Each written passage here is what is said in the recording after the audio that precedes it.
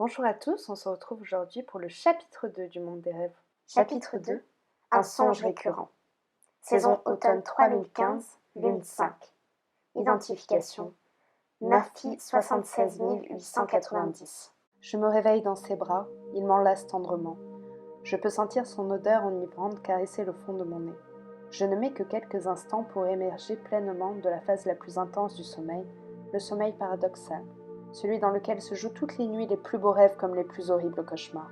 En parlant de ce rêve, j'ai encore fait ce songe, ce même songe, celui qui me parasite depuis plusieurs saisons déjà. Il ne ressemble à aucun de mes anciens rêves. Il était tellement clair et limpide cette fois-ci que j'ai pu en entrevoir les moindres détails.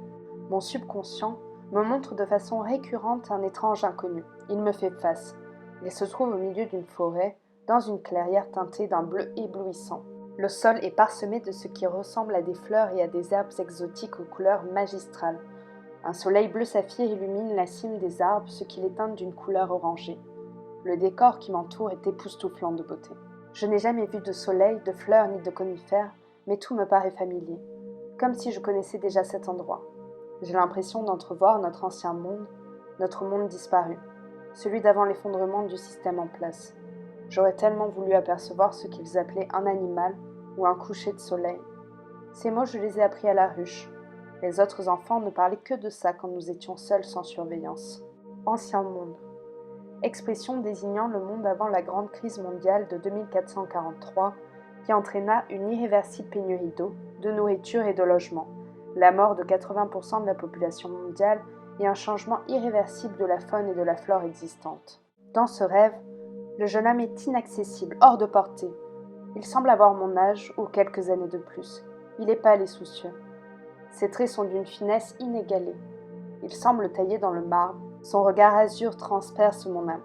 Malheureusement, une sorte de mur transparent nous sépare. J'ai beau crier à plein poumon, il ne me répond pas. Il ne semble pas m'entendre. Statique, ses lèvres restent closes dans un mutisme parfait. Il continue de me fixer de ses yeux clairs, imperturbables. J'ai toujours l'impression qu'il est sur le point de me dire quelque chose ou de me prévenir d'un danger imminent. Je suis troublée à chaque fois qu'il hante mes nuits. Tout cela a forcément un sens. La récurrence de ce rêve ne peut pas être le fruit du hasard. Pourtant, je ne suis pas une clairvoyante. Je n'ai pas le pouvoir de voyager dans le temps à travers mes rêves, j'en suis sûre. Il n'y a pas de raison pour que la haute sphère me surveille. Matt m'embrasse tendrement dans le cou, ce qui coupe le fil décousu de mes pensées tourmentées. Heureusement qu'il est là. Il me rassure et me protège. J'ai de la chance de l'avoir dans ma vie. Il pose un regard rempli de douceur sur moi et me demande « Tu as bien dormi, ma belle ?»« comme un bébé. Tant mieux. Tu es arrivée cette nuit ?»« Non, toujours rien, le noir absolu. Évidemment, c'est un mensonge, mais je ne peux pas lui révéler la vérité. C'est une sorte de rituel entre nous. Il me pose la question tous les matins, et je lui mens tous les matins. C'est comme s'il avait peur que je sois une des leurs, une clairvoyante. Comme s'il avait peur que la haute sphère m'emmène avec les autres, et que je disparaisse pour toujours, engloutie dans les profondeurs de Magellan. Je me lève préoccupée, et me dirige vers notre essentiel. Je suis assoiffée comme à chaque fois que mes nuits sont agitées. Le Dreamcatcher m'ouvre la trappe qui donne sur notre tuyau, ayant capté mon besoin vital. Je saisis l'embout brutalement avant de boire une grande rasade de liquide. Cette substance a des vertus extraordinaires, je me sens instantanément mieux. Je suis pleinement éveillée à présent, et mes préoccupations s'envolent peu à peu. Ce liquide est un vrai petit miracle de la technologie. Matt n'a jamais voulu me révéler sa composition malgré mes supplications incessantes. Il m'a cependant assuré de ne pas m'inquiéter, qu'il n'y avait aucun danger. J'ai fini par respecter son silence et j'ai arrêté de le harceler de questions. Un grand nombre de mystères entourent la vie de Matt. Il est très secret, mais j'ai fini par m'y habituer. Il a été choisi comme agent H lors de sa révélation. Depuis, il est tenu à une confidentialité sans faille concernant ses actions au sein de la haute sphère.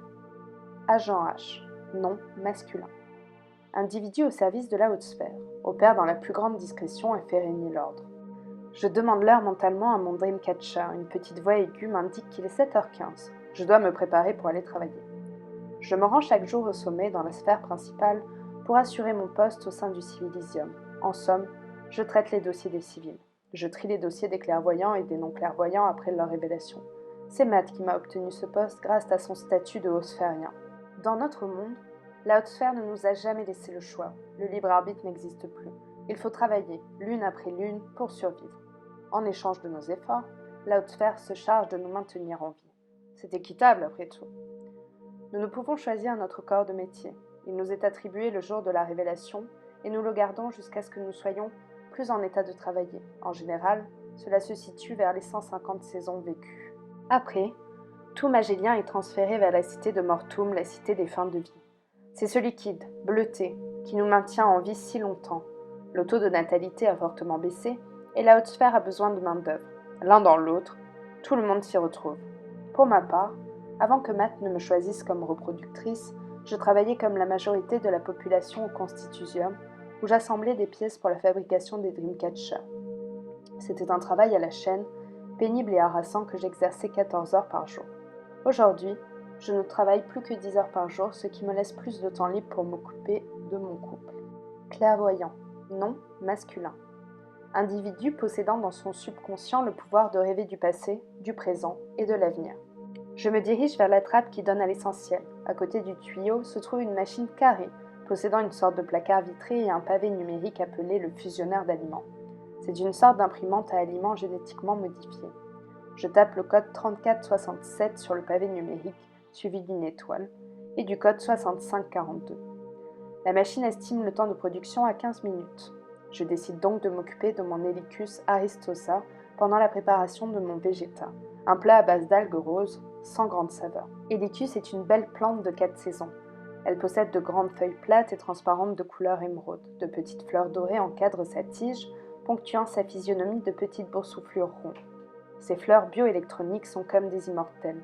Elles ne se fanent pas tant que la plante est suffisamment approvisionnée en électricité. Je consulte mon taux empathique à travers mon Dreamcatcher. Il est excellent, me susurre une voix asexuée dans ma tête. Vous feriez une excellente mère, Murphy. Mon Dreamcatcher est pressant. Il faut que j'enfante rapidement. Avec Matt, nous sommes jumelés depuis ma révélation voilà 2 saisons. Normalement, les couples jumelés ont un enfant dès la première. Au-delà des 4 saisons passées ensemble, les couples de reproducteurs qui n'ont pas procréé sont dissolus et je serai alors remplacée par une autre jeune femme capable de mettre au monde un enfant viable. Il serait affreux que je me retrouve dans une telle situation. Je perdrai alors tous mes privilèges de reproductrice et retournerai là d'où je viens, c'est-à-dire nulle part. Je regarde ma plante avec mélancolie. Je dois remplir mon rôle. Je dois enfanter pour la haute sphère. Les enfants sont récupérés par les hauts-sphériens quand ils ont 2 saisons et demie pour être transférés à la ruche où un boîtier leur est implanté et où ils sont élevés selon une éducation stricte, respectant les préceptes de Magellan et donc de la haute sphère. Je crie à Mac d'une voix enjouée tout en envoyant mentalement un peu d'électricité à ma plante. « Tu as fini de te faire une beauté ?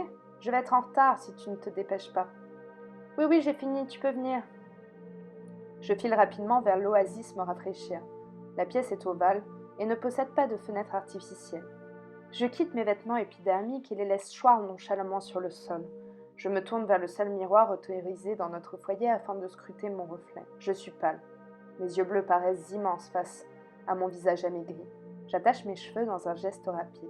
Ils sont tout ébouriffés. Je me saisis d'un tube de nacre et m'en badigeonne le corps. C'est une sorte de crème épaisse couleur bleu nuit. Elle est composée de micro-organismes électrobiologiques qui permettent de nettoyer la peau et de prévenir de toute maladie épidermique. Ceux-ci meurent une fois leur tâche accomplie. Je me saisis de nouveaux vêtements, pliés dans mon placard à épiderme et les enfile rapidement. Après ce court rafraîchissement, j'ai un regain d'énergie. Je détache mes cheveux et leur applique un peu de produit miracle. De mes doigts fins, je tente de les discipliner. Mon reflet me regarde comme interloqué. Je n'aime pas mon reflet. J'ai l'impression de ne pas savoir qui je suis. Personne ne connaît ses reproducteurs dans notre monde. Cette ancienne tradition où l'enfant était placé sous la garde de ses parents a complètement disparu dans la nouvelle ère. Chaque enfant appartient à la haute sphère et il lui doit obéissance jusqu'à sa mort. Tel est notre destin.